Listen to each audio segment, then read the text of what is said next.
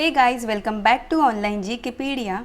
तो आज इस वीडियो में हम देखने वाले हैं 24 जुलाई 2020 के करंट अफेयर्स के सवाल। ठीक है, जो भी सवाल आज आएंगे उनको हम डिटेल में डिस्कस करने वाले हैं, लेकिन उसके पहले कल के मतलब 23 जुलाई के जो करंट अफेयर्स के सवाल हैं उनको हम एक बार रिकॉल करेंगे। तो पहला सवाल क्या है?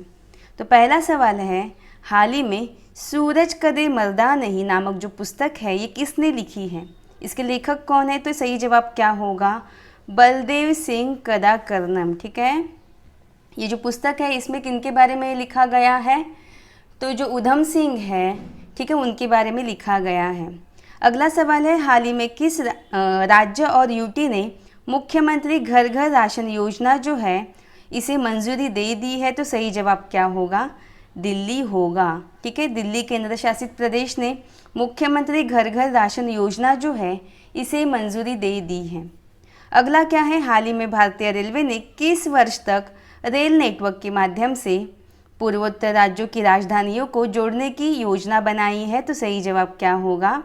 2023। अगला है, हाल ही में मिजोरम के पहले मेगा फूड पार्क का उद्घाटन किया गया, तो इसका नाम क्या है? तो इस फूड पार्क का नाम है जोराम मेगा फूड पार्क। ठीक है, और ये जो उद्घाटन है ये किसके द्वारा किया गया है? तो हमारी जो खाद्य प्रसंस्करण मंत्री है, कौन है? हरसिमरत कौर बादल, इनके द्वारा किया गया है। अगला है, हाल ही में प्लाज्मा दान अभियान किस राज्य और यूटी में आयोजित किया गया है? तो सही जवाब क्या होगा?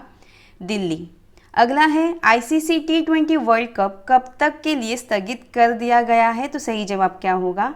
2022 तक के लिए। ठीक है, आगे है, हाल ही में किसने छात्रों के लिए मनोदर्पण पहल जो है वो शुरू की है? तो जो हमारे MHRD मिनिस्टर है, कौन है? रमेश पोखरियाल निशंक, इनके द्वारा शुरू की गई है। अगला है, हाल ही में किस राज्य और यूटी ने भारत के पहले सार्वजनिक ईवी मतलब इलेक्ट्रिक व्हीकल चार्जिंग प्लाजा का उद्घाटन किया गया है? तो सही जवाब क्या होगा? दिल्ली होगा। अगला क्या है, भारत और अमेरिका नौसेनाओं के बीच पास एक्स नौसैनिक अभ्यास है वो कौन से महासागर में हुआ है? तो सही जवाब क्या होगा? हिंद महासागर, और इंग्लिश में कहा जाता है इंडियन ओशन। ठीक है, अगला क्या है? अगला है, हाल ही में किस राज्य सरकार ने डेंगू विरोधी अभियान शुरू करने की घोषणा की है? तो सही जवाब क्या होगा? उत्तराखंड होगा। तो ये थे हमारे कल के कुछ वेरी इंपॉर्टेंट करंट अफेयर्स के सवाल। अच्छा, आज का पहला सवाल क्या है वो देखते हैं। आज का पहला सवाल है, ओडिशा सरकार ने किस लोकप्रिय लोकगीत के नाम पर संबलपुर जिले के बिलुंग गांव का नाम बदला है? तो इस सवाल का सही जवाब क्या होगा? ऑप्शन ए होगा रंगबती। ठीक है, तो ओडिशा जो सरकार है इन्होंने जो ओडिशा का एक जिला है संबलपुर, इस जिला में एक बिलुंग गांव स्थित है, तो इस गांव का जो नाम बदल कर क्या रखा गया है? रंगबती बिलुंग रखा गया है। ठीक है, दरअसल जो लोकप्रिय गीत रंगबती के गीतकार मित्र भानु गौतिया जो है इनका जन्म इसी गांव में हुआ है। ठीक है, रंगबती गीत को पहली बार आकाशवाणी के माध्यम से सुना गया था और यह गीत पश्चिम बंगाल, झारखंड, बिहार के साथ साथ छत्तीसगढ़ में बहुत ही ज़्यादा लोकप्रिय है। तो आपको याद रखना है कि ओडिशा सरकार ने जो रंगबती लोकप्रिय लोकगीत है इसी के नाम पर संबलपुर जिले के बिलुंग गांव का नाम रखा है। अब यहाँ पे ओडिशा की बात आई है तो कुछ दिन पहले ही हमने देखा था जो कोविड-19 ड्यूटी के दौरान मरने वाले आशा और आंगनबाड़ी कार्यकर्ताओं को मासिक पेंशन देने की जो घोषणा है वो ओडिशा सरकार ने ही की है। उसके बाद ब्लूइस प्रणाली शुरू करने वाला भारत का पहला राज्य कौन बना है? तो वो भी ओडिशा ही बना है। अगला क्या है? अगला है बलराम योजना। अब ये योजना है क्या? तो इसमें जो भूमिहीन किसान हैं उनको कृषि लोन दिया जाएगा और ये योजना भी ओडिशा ने ही शुरू की है। उसके बाद वंदे उत्कल जननी को राज्यगान का दर्जा भी ओडिशा ने ही दिया है। अब इतना हमने ओडिशा के बारे में जाना, तो थोड़ा सा हम मैप में भी देखते हैं ओडिशा है कहाँ पे। तो ये रहा मैप, ठीक है, और ये रहा ओडिशा। तो इस ओडिशा के जो सीमा है ये कौन से राज्य से कनेक्टेड है? पहला तो है वेस्ट बंगाल, उसके बाद है झारखंड, फिर है छत्तीसगढ़ और फिर है आंध्र प्रदेश। याद रखिएगा, ओडिशा की सीमा तेलंगाना से कनेक्टेड नहीं है, ठीक है। यहाँ पे बहुत सारे बच्चे कंफ्यूज्ड होते हैं, तो याद रखिएगा ओडिशा की जो सीमा है वो तेलंगाना से कनेक्टेड नहीं है। ओडिशा का गठन हुआ है 1 अप्रैल 1936, इसीलिए ओडिशा जो है वो अपना स्थापना दिवस 1 अप्रैल को मनाता है। उसके बाद यहाँ इसकी राजधानी तो हमने देखी भुवनेश्वर है, मुख्यमंत्री है नवीन पटनायक और राज्यपाल कौन है? गणेशी लाल है। और यहाँ के मुख्य न्यायाधीश कौन है? तो मोहम्मद रफ़ीक। इनकी भी नियुक्ति कुछ महीने पहले ही हुई है। उसके बाद यहाँ के जिलों की संख्या है 30, लोकसभा सीटें हैं 21, राज्यसभा सीटें हैं 10 और विधानसभा सीटें हैं 147, ठीक है। राजकीय चिन्ह कौन से? पशु है सांबर, पक्षी है नीलकंठ और वृक्ष कौन सा है? तो बरगद का, और फूल कौन सा है? तो अशोक है, ठीक है। यहाँ के फोक डांस कौन से हैं? तो ओडिसी है, सवारी है, पैंका है, मुंडरी है एंड घुमरा। उसके बाद राष्ट्रीय उद्यान कौन से फेमस है? तो भीतरकनिका, सिमलीपाल, गाहिर माता राष्ट्रीय उद्यान। ये तीनों राष्ट्रीय उद्यान जो है वो बहुत ही ज़्यादा फेमस है, यहाँ से क्वेश्चन पूछा जाता है। उसके बाद अभयारण्य कौन से है? तो चिल्का, नंदनकानन अभयारण्य। उसके बाद टाइगर रिजर्व कौन से है? तो सतकोसिया टाइगर रिजर्व। और यहाँ के बांध कौन से फेमस है? तो यहाँ के 2 डैम बहुत ज़्यादा फेमस है। पहला तो है हीराकुंड डैम जो कि महानदी पर स्थित है, और उसके बाद रेंगाली डैम जो कि ब्राह्मणी नदी पर स्थित है, ठीक है। अगला सवाल है, हाल ही में किस बैंक ने फेस मास्क और सैनिटाइजर वितरित करने के लिए देशव्यापी अभियान शुरू किया है? तो इस सवाल का सही जवाब क्या होगा? ऑप्शन ए होगा पीएनबी बैंक, या फिर हम बोल सकते हैं पंजाब नेशनल बैंक, ठीक है।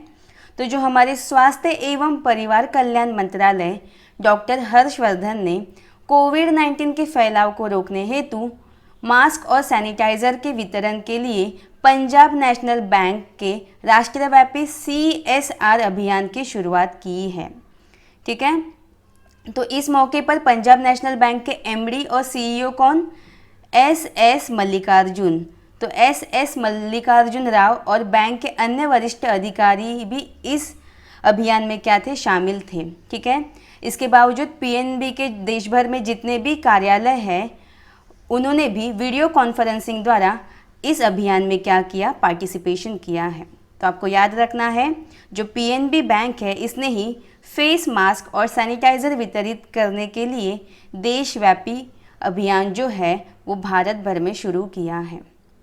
अब यहाँ पे PNB की बात आई है, तो इसकी स्थापना हुई कब है? इसकी स्थापना हुई है 1895 में, और कहाँ पे हुई थी? तो लाहौर में हुई थी। ये वेरी इंपॉर्टेंट फैक्ट है, ठीक है। और एट प्रेजेंट इसका मुख्यालय कहाँ पे? तो वर्तमान में इसका मुख्यालय है नई दिल्ली में।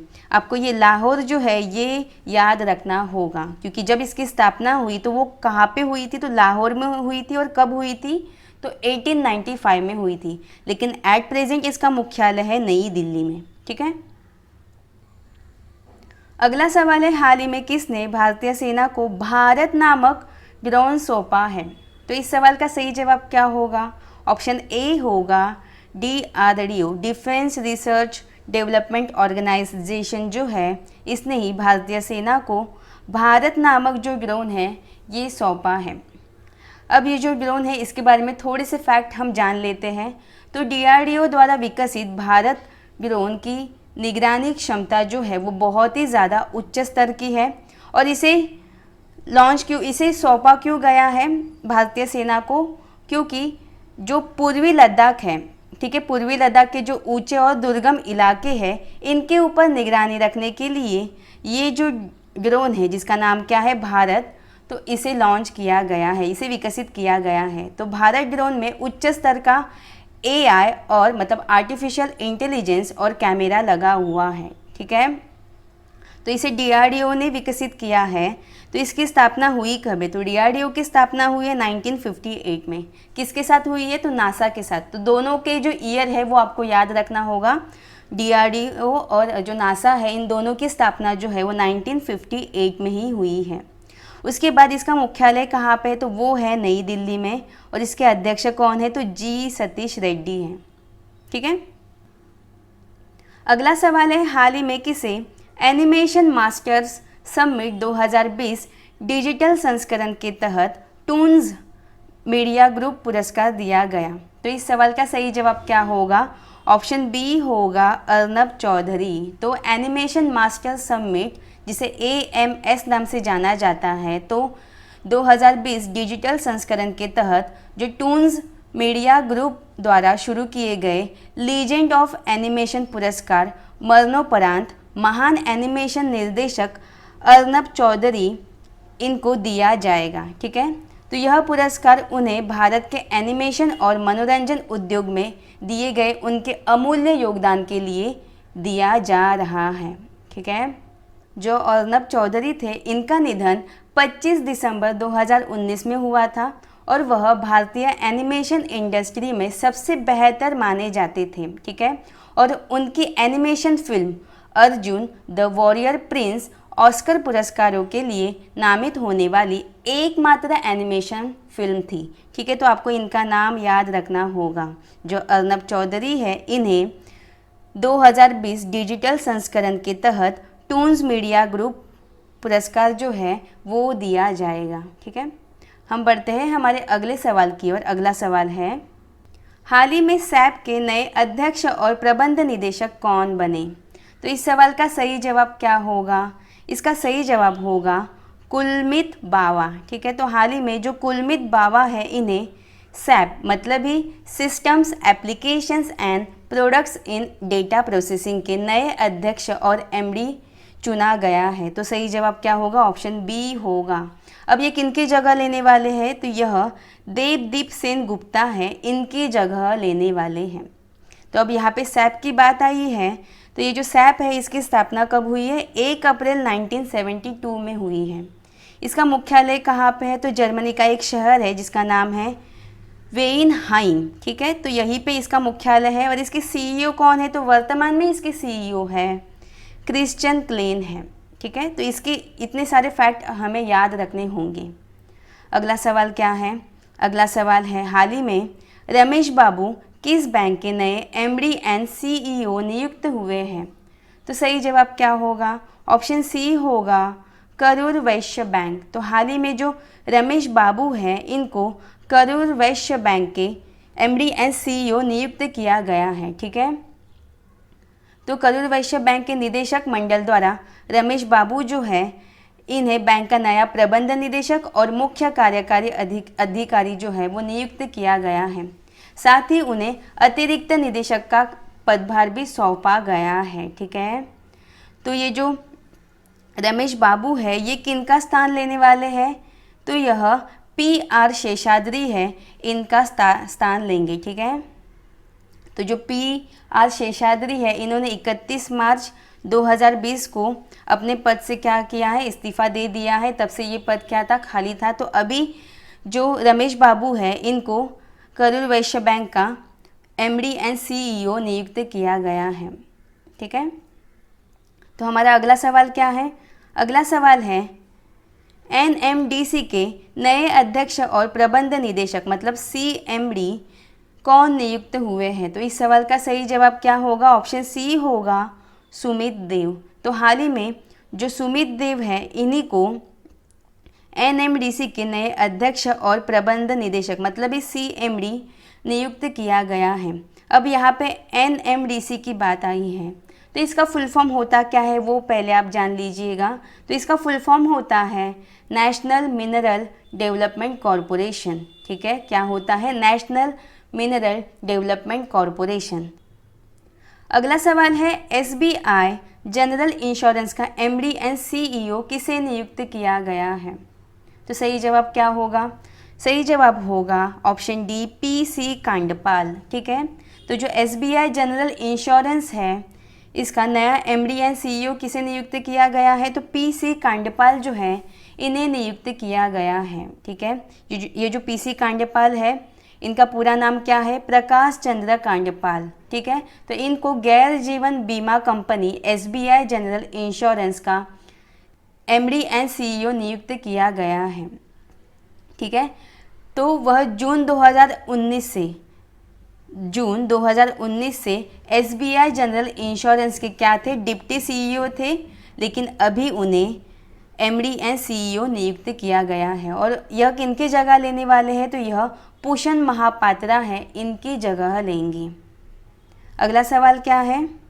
अगला सवाल है, हाल ही में किसे मानवता के लिए गुल्बेंकियन पुरस्कार से सम्मानित किया जाएगा? तो इस सवाल का सही जवाब क्या होगा?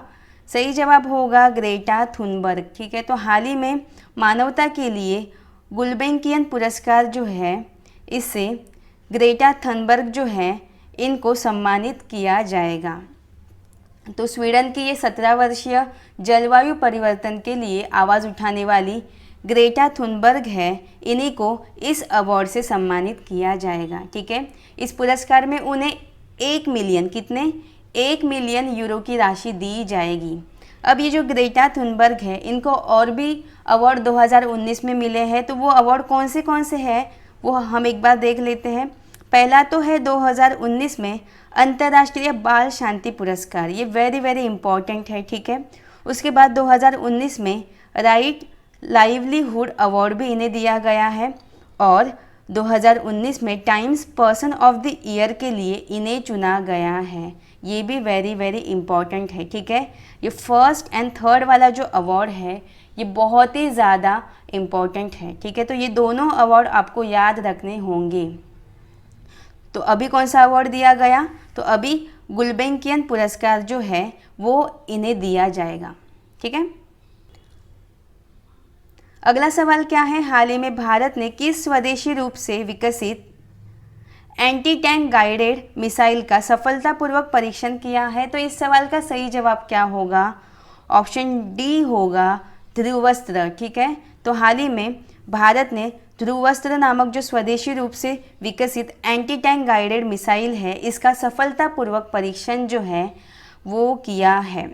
ठीक है, तो ये जो मिसाइल है, इसे कौन से संगठन ने विकसित किया है? तो वो है DRDO। ठीक है, डिफेंस रिसर्च डेवलपमेंट ऑर्गेनाइजेशन द्वारा इसे विकसित किया गया है।